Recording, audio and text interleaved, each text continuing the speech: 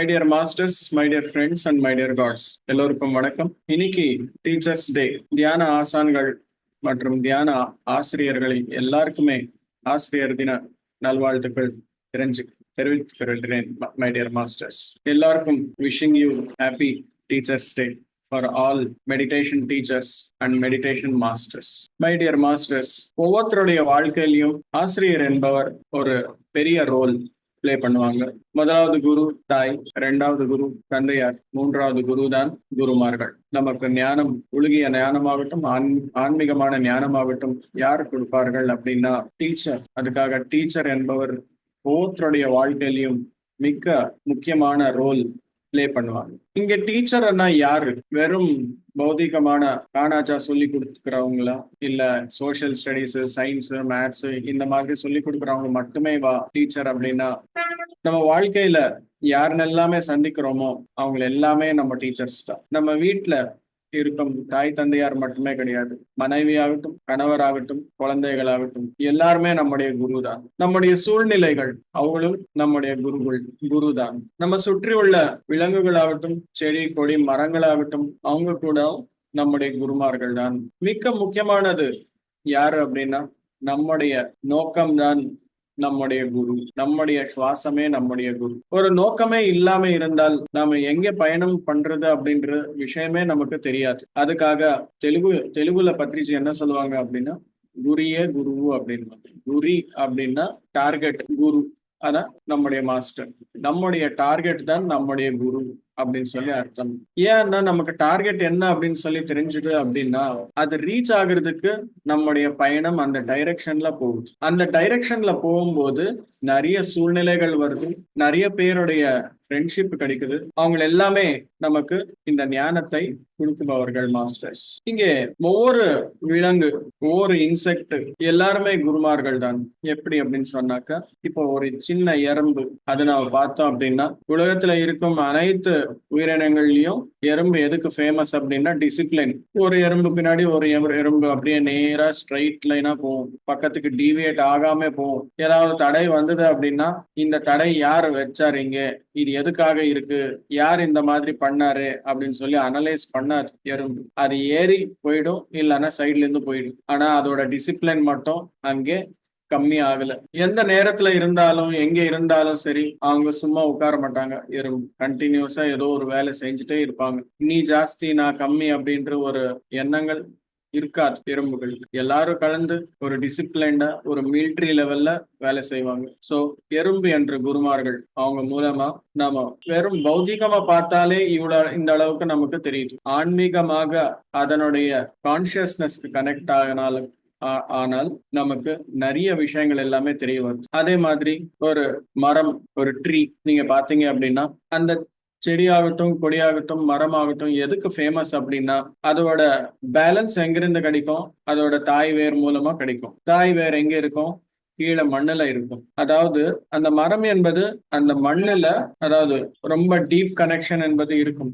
எவ்வளவு deep connection அப்படின்னா அதுக்கு கீழே இருக்கும் அந்த இடத்துடைய ரகசியங்கள் எல்லாமே தெரியும். எந்த செடி எங்க இருந்தாலும் சரி அதுக்கு கீழே இருக்கிற ரகசியங்கள் எல்லாமே இருக்கும். அதுக்கு எப்போ நம்ம அந்த செடி இல்ல மரத்து கீழே உட்கார்ந்து தியானம் செய்யும் போது நாம அந்த மரத்துடைய கான்சியஸ்னஸ், மைன்யூட் கான்சியஸ்னஸ் இருக்கும். அந்த கான்சியஸ்னஸ்க்கு கனெக்ட் ஆகும் போது அந்த செடி கீழே இருக்கிற அந்த பூ ரகசியங்கள் எல்லாமே நமக்கு தெரிய வருது. அங்கே ஃப்ரெண்ட்ஷிப் என்பது மிக முக்கியம். இது எனக்கு ஒரு அனுபவம் ஆயிருக்கு. 2022 கர்னூல் போயிருந்தேன். கர்னூல்ல ஒரு பிரமிட் இருக்கு, ஒரு மலை மேல. அந்த மலை பேர் வந்து லக்ஷ்மி ஜெகநாத கட்டு அப்படின்னு சொல்லுவாங்க. அங்கே ஒரு பிரமிட் கட்டிருக்காங்க பத்ரிஜ். ஜெகநாதருடைய டெம்பிள் அங்க இருக்கு.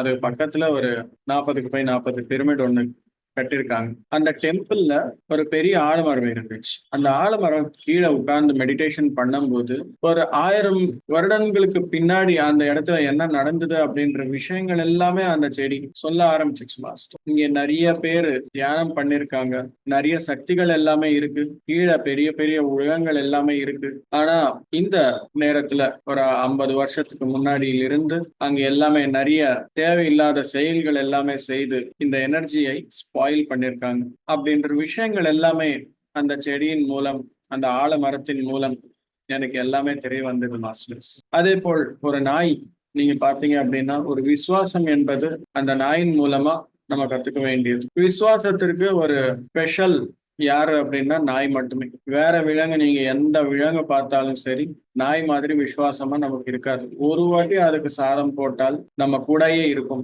அந்த அளவுக்கு விசுவாசம் என்ற விஷயம் ஆழமாக தெரிஞ்சுக்கணும் அப்படின்னா you have to connect to டாக்ஸ். சோ அதே போல் நிறைய சித்திகள் பெற்ற விலங்குகள் கூட இருக்கும்.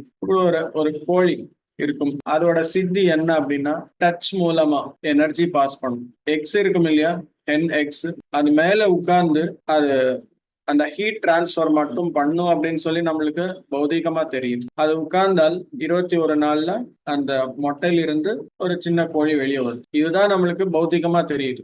ஆனா ஒரு கோழி அந்த மொட்டையின் மீது உட்கார்ந்தால் நாட் ஓன்லி ஹீட் டிரான்ஸ்ஃபர் நடக்கும் அங்கே, but also it transfers the energy also. So அந்த டச் மூலமா எனர்ஜி எப்படி பாஸ் பண்ணணும் அப்படின்னு சொல்லி தெரிஞ்சுக்கணும் அப்படின்னா அந்த கோழி அதன் மூலமா கனெக்ட் ஆனால் நமக்கு நிறைய விஷயங்கள் எல்லாமே தெரியுது. ஒரு டார்டாய்ஸ் அதுக்கு என்ன சித்தி இருக்கு அப்படின்னா ரொம்ப பவர்ஃபுல் தாட் பவர் என்பது ரொம்ப ஜாஸ்தி இருக்கும். டார்டாய்ஸ் எங்கேயோ போய் மொட்டை வைக்கும். அந்த மொட்டையின் மீது எல்லாமே மண் எல்லாமே போட்டு கடற்குள்ள போயிடும். ஆனா யாருமே எதுவுமே பண்ண மாட்டாங்க. அந்த எக்ஸ் அந்த அளவுக்கு பாதுகாப்பாக அந்த தாட் மூலமா அது காப்பாற்றும். அந்த தாட் பவர் என்பது அந்த டார்டாய்ஸ்க்கு அவ்வளவு ஜாஸ்தியா இருக்கும் மாஸ்டர்ஸ். அந்த தாட் பவர் சயின்டிபிக்கா தெரிஞ்சுக்கணும். ஆன்மீக விஷயங்கள் எல்லாமே அந்த தாட் பவருக்கு சம்பந்தப்பட்ட விஷயங்கள் எல்லாமே தெரிஞ்சுக்கணும் அப்படின்னா when you connect to tortoise நிறைய விஷயங்கள் எல்லாமே தெரிய வருது. அப்புறம் மீன் அது பார்த்தோம் அப்படின்னா அந்த மொட்டை இருக்கும் இல்லையா, மீனுடைய மொட்டை அது பார்த்துட்டே இருக்கும். அந்த பார்வையிலேயே எனர்ஜி எல்லாமே பாஸ் பண்ணி அது மொட்டையில இருக்கும் அந்த சின்ன மீனை வெளியே கொண்டு வரும். ஸோ இது திராட்டக தீக்ஷா அப்படின்னு சொல்லுவாங்க. கண் பார்வையின் மூலம் எனர்ஜி பாஸ் பண்றது, இன்னொருத்தருக்கு ஹீலிங் பண்றது, இன்னொருத்தருடைய மைண்ட்ல என்ன இருக்குது அப்படின்னு சொல்லி தெரிஞ்சுக்கிறது, இது எல்லாமே அந்த மீன் மூலமா நம்ம தெரிஞ்சுக்கலாம். இதே போல் நிறைய விலங்குகளுடைய சித்திகள் ஆகட்டும், அதோடைய ஸ்கில்ஸ் ஆகட்டும், எல்லாமே தெரிஞ்சுக்கணும் அப்படின்னா அது வெறும் தியானத்தின் மூலம் மட்டுமே சாத்தியமாகும். மேக்சிமம் ஒளியலாக நம்ம யோசிச்சால், இப்போ ஏரோப்ளைன் எப்படி கண்டுபிடிச்சாரு? ஒரு பேர்ட், ஒரு பறவை எப்படி பறக்குது அப்படின்னு சொல்லி பார்த்துட்டு அதோட விங்ஸ் எப்படி இருக்கும், அதோட டெய்ல் எப்படி இருக்கும், இது எல்லாமே ஸ்டடி பண்ணி ஏரோப்ளேன் கண்டுபிடிச்சார். இதே மாதிரி நாம் எல்லோரும் தியானம் செய்தால் அந்த விலங்குகளுடைய ஸ்கில் செட்ஸ் எல்லாமே நாம பார்க்கும்போது அவங்க எல்லாமே நமக்கு ஒரு குருமார்களாக கைட் பண்ணுவாங்க. ஸோ அதுக்காக வெறும் மனிதர்கள் மூலம் மட்டுமே கிடையாது. You have to grasp the knowledge from every being, from every kingdom, crystal kingdom ஆகட்டும், அதாவது material kingdom, plant kingdom, fish kingdom, animal kingdom and human kingdom, எல்லாருமே நம்முடைய குருமார்கள் தான். இந்த விஷயம் யார் ஐடென்டிஃபை பண்ணுவாங்களோ அவங்க தான் ஒரு என்லைட்டன் மாஸ்டர் அப்படின்னு சொல்லுவாங்க மாஸ்டர்ஸ். எல்லா தியான ஆசான்களுக்கும் எல்லா தியான ஆசிரியர்களுக்கும் ஆசிரியர் தின நல்வாழ்த்துக்கள் தெரிவித்துக் கொள்கிறேன். Thank you masters.